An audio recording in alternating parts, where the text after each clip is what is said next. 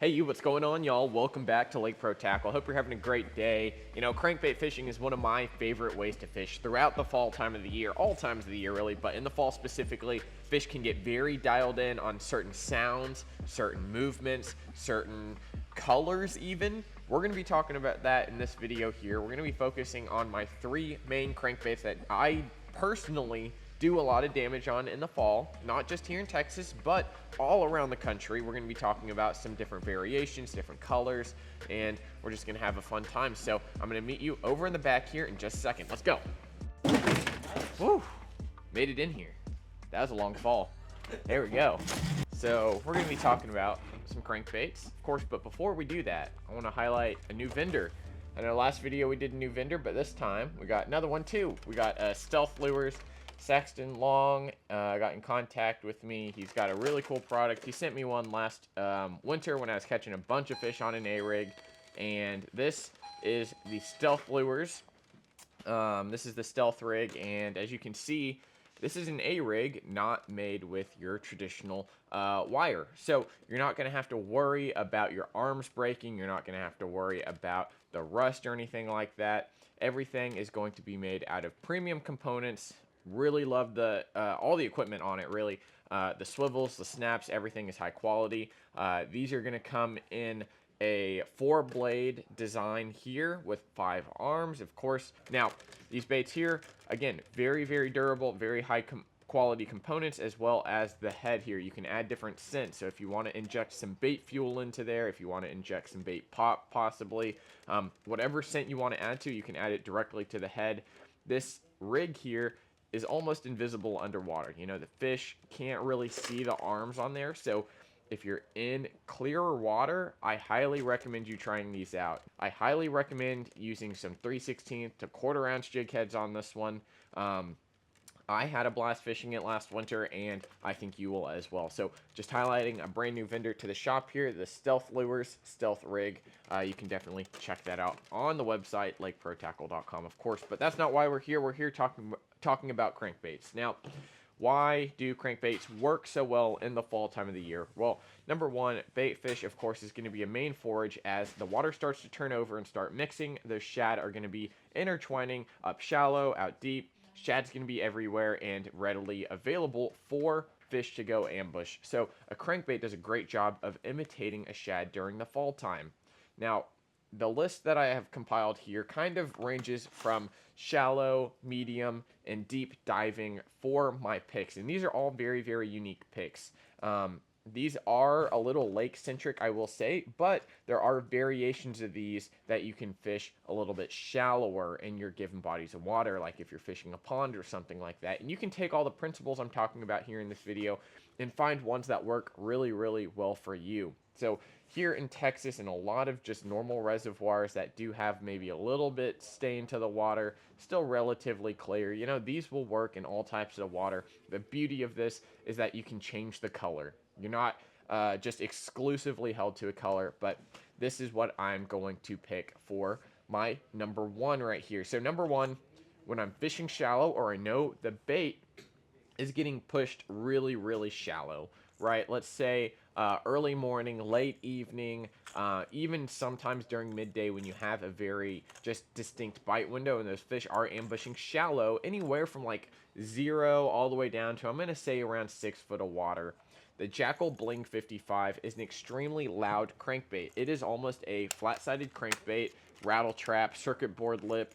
They're all combined in there. This is a very extremely loud bait. Again, it has more of a dual pitch tone to it, so you're going to hear some little rattles in there, and then you're also going to hear some bigger rattles. So this bait is extremely, extremely loud. It comes with some really, really good hooks on it. They're going to be great round bend hooks to increase your hookup ratio. Now, I do like to change hooks on my shallow runners a lot of the time, especially with a bait that isn't that big. You know, this bait here is about 1.5 inches, almost 2 inches. Says it's 2.2 inches from bill to the end of the bait there. Really, the bait itself is only about 1.5 inches.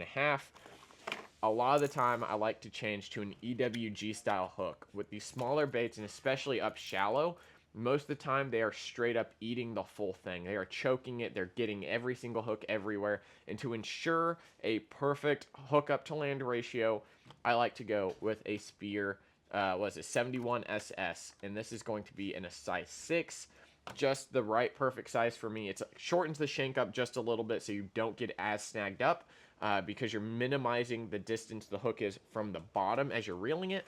And another great thing about this bait, this jackal here, is it is a circuit board lip, as you can see there. What that's going to do, as well as the flat-sided body, is it's going to shake really, really tightly, just like a rattle trap would, but you're not going to have to worry about your rattle trap sinking all the way down into the rocks and getting hung all the time. You can really utilize that bill as it just very softly deflects off different cover. I like to fish this around rock. This does excel in grassy type situations as well. If you find grass topped out in a certain area of the lake, you can definitely fish that, or pond. You can fish this bait very, very effectively. Now, there's a lot of different colors available here. This one here is SG Threadfin. It's a great color. It does have a little more of a pearly side here and a clear iridescent top. Imagine just a little bit of a grayer sexy shad. That's kind of how I describe SG Threadfin. It's going to be a great profile overall. Now, moving a little bit deeper, this is a little more of a finesse crankbait. I've talked about it already. It's the Megabass IXI shad, or Eye by Eye shad. This thing here is a very, very small, slender profile, and it just gets bit. This color here is one of my favorites. This one here is going to be Ghost Shad. I knew that. And this specifically is the Type 3 IXI shad. Now, it doesn't have a bill. Super, super big. It's going to get down to around 2.3 meters, which to me, that's anywhere ranging from like that 8 to 9 foot on 10 to 12 pound line, depending on how far you cast, depending on your water conditions. This bait here doesn't really have a rattle to it. You can hear those hooks in there, and they're not really making a lot of noise. But the beauty of this bait is it has a weight transfer system. It has the tungsten LBO2 transfer system in it right there. So hopefully you can see just the intricate detail, of course, in all Megabass products, but it has an LBO system. So you hear that going right there. It is extremely, extremely great. Casting straight into the wind. I change out the hooks to a little bit bigger hooks. The Katsuage 6s are available as well online. We just got some of those in. Those are generally my go-to hooks.